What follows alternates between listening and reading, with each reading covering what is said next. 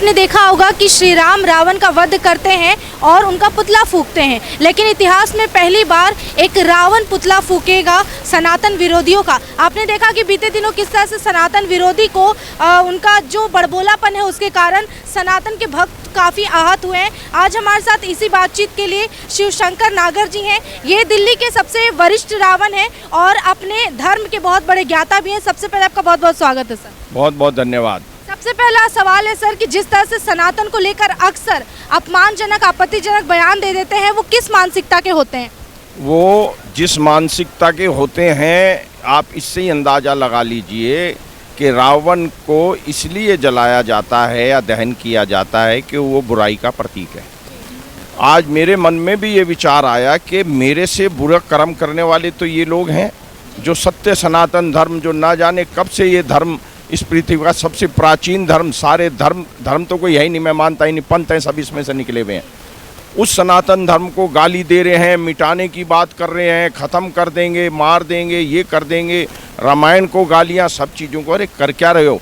आज मैं उन्हीं बुराई के प्रतीकों के रूप में उनका आज मैं दहन करूँगा। और वो इसलिए कर रहा हूँ कि मेरा मानना है कि वो मेरे से भी ज़्यादा बुरे हैं, जो सनातन को गाली देते हैं, हिंदुओं को गाली देते हैं, हमारे रामचरितमानस को गाली देते हैं। वो लोग इसी लायक हैं कि मेरे जैसा बुराई का प्रतीक उनके अंदर आग लगाए।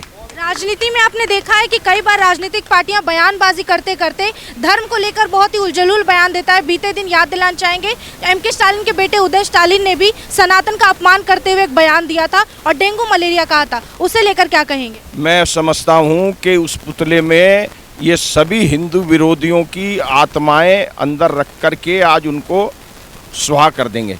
जो भी सनातन विरोधी बात कर रहा है, चाहे वो कोई भी हो, मैं किसी का नाम ना लेके, सबको पता है कौन कौन हिंदुओं को, रामचरितमानस को, हिंदुओं को, सनातन को गालियां दे रहा है। उन सब की आत्माओं का आह्वान करके मैं उस पुतले में रखूँगा और उसमें आग लगाऊँगा अभी। और मेरा मानना है कि जैसे ये पुतला जलेगा, उनके मैं वैसे तो इस समय रावण के उसमें हूँ, मगर मैं नेस्टिव शैव और ब्राह्मण भी हूँ और रावण भी ज्ञाता था चारों वेदों का।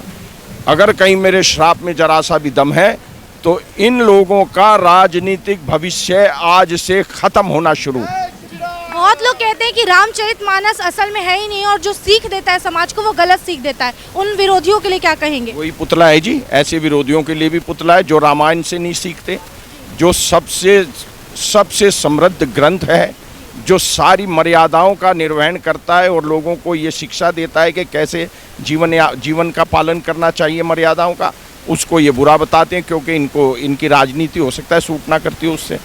2024 जनवरी में जो राम मंदिर है उसका उद्घाटन होने वाला है, उससे लेकर क्या कहेंगे? मैं कहता हूँ इससे 500 साल में मैं तो ये मानता हूँ कि मेरे जीवन काल में मैं इस बात का साक्षी बनूंगा कि 500 साल के जो हमारे हिंदुओं ने जो तपस्या करी, लड़ाई करी, बलिदान दिया, आज उसका हमको उनके बलिदान के फलस्वरूप जो भी ये आज भगवान राम अपने गद्दी पर विराजमान होंगे, ये हमारे कार्यकाल में हो रहा है। मैं अपने उन बुजुर्गों को, अपने उन हिंदुओं को जिन्होंने बलिदान दिया श्री राम मंदिर के लिए, उनका मैं अभिनंदन करना चाहूँगा। उनकी आत्मा की शांति के लिए प्रार्थना करता हूँ कि आज आपने जो स्वप्न देखा था वो श्री नरेंद्र मोदी जी के कार्यकाल में उनकी मेहनत की वजह से और हमारे रहते हुए हमें देखने को प्राप्त होगा। बिहार का बेटा मनीष कश्यप इस वक्त जेल में है। वो अक्सर सनातन को लेकर आवाज़ उठाते रहता था, लेकिन उसे जेल में डाल दिया गया कुछ कारणों की वजह से, षड्यंत्रों के लिए। तो उन्हें जेल में डालने वालों के लिए और उनके चाहने वालों के लिए क्या कहेंगे? मैं कहता हूँ सनातन विरोधियों को जेल में होना चाहिए, ना कि सनातन धर्म। हम कहते हैं हम किसी भी धर्म का अनादर नहीं करते।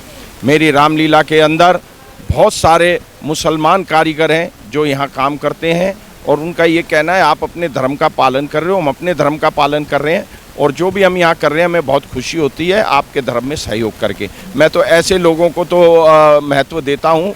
बाकी जो धर्म के नाम पे राजनीति कर रहे हैं, कब तक रोकेंगे मनीष कश्यप को? वहाँ पे आना तो है ही उसको।